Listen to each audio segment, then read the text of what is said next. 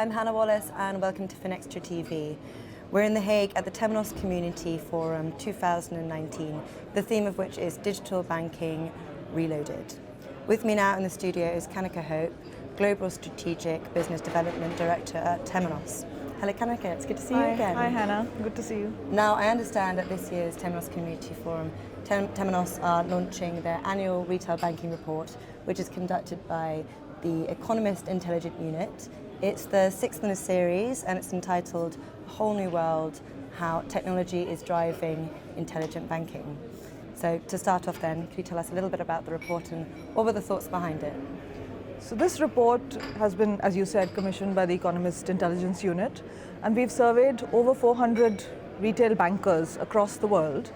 And the idea is to help us understand what are the strategic drivers, the challenges, the opportunities, and indeed the digital investments that retail banks are making in today's world, not just today, but actually right up to 2025.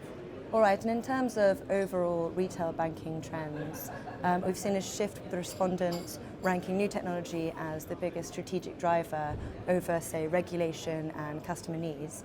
I mean, does this come as a surprise to you? Since last year, we are seeing retail banks exploit disruptive technologies like cloud, APIs, blockchain in their journeys towards digital and open banking.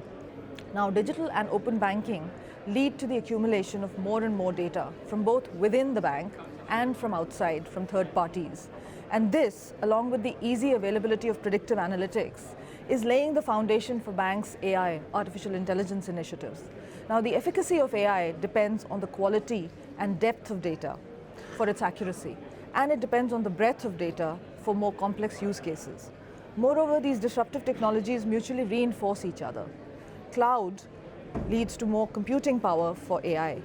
It leads to better security for blockchain. AI leads to better decision making for blockchain, and so on and so forth. Now, one last word on regulation and why it has fallen below both technologies and customer demand. The fact is that the very nature of regulation is changing. Regulation is no longer about just risk and compliance. It is increasingly about growth, innovation, competition. You see that with PSD2, you see that with GDPR.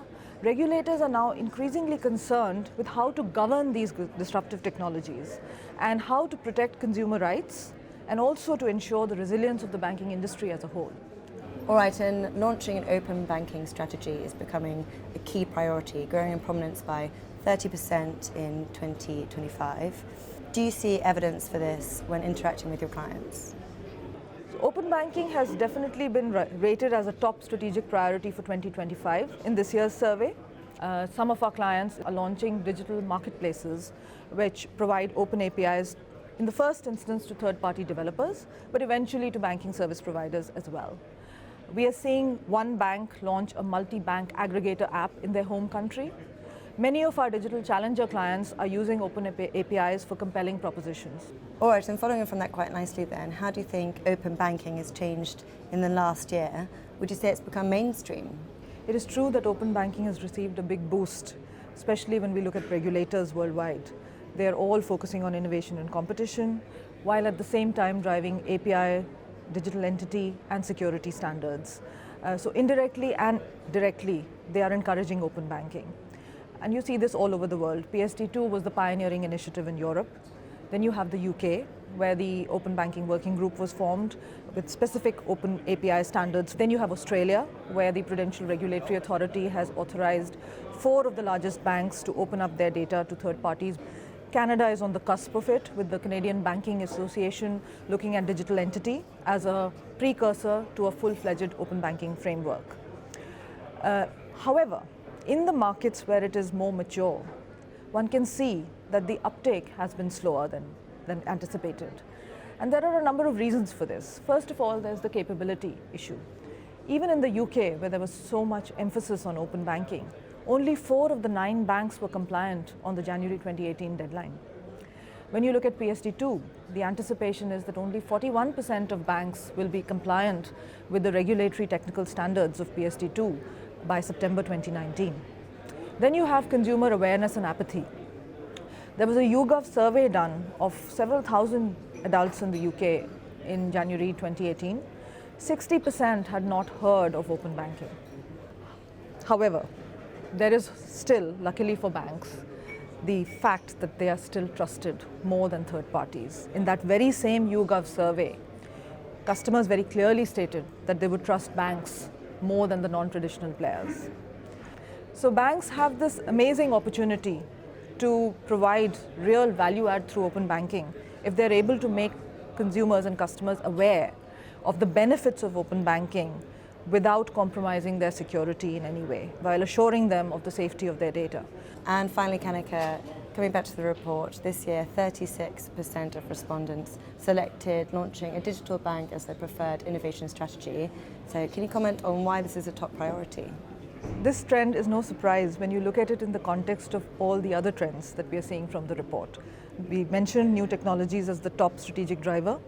Regulators are focusing on digital investment, as we mentioned earlier. And banks themselves are spending their digital investments on cloud, on cybersecurity, and on open banking initiatives ahead of modernizing their front and back end systems. Then banks are competing with new entrants, fintechs and challenger banks and technology companies that are all consumer-oriented and technologically advanced, who are able to exploit these disruptive technologies to build very compelling value propositions for the end customer. Meanwhile, the cost of supplying these services are an order of magnitude lower than those of incumbent banks. Banks, many of them, have complex legacy-based IT architectures that are difficult to change, they are expensive to run, and they are risky to dismantle. Moreover, progressive renovation projects in the past have been complex and time-consuming, many of them with late accruing benefits and high initial investments.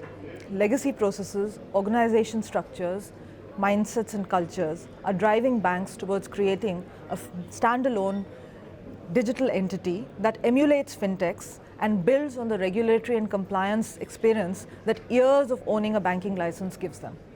By setting up a new entity on a modern end-to-end IT architecture, which is built on cloud-native and cloud-agnostic technology, APIs first, and continuous deployment, banks have a very viable option to launch their digital transformations. And we're seeing a number of banks do this. Santander's Open Bank, Lumi's Pepper, lots of large banks that we are talking to are increasingly seeing this as a strategy towards digital transformation. As always, Kanika, this has been great. Thank you very much. Thank you, Hannah. And thank you for watching.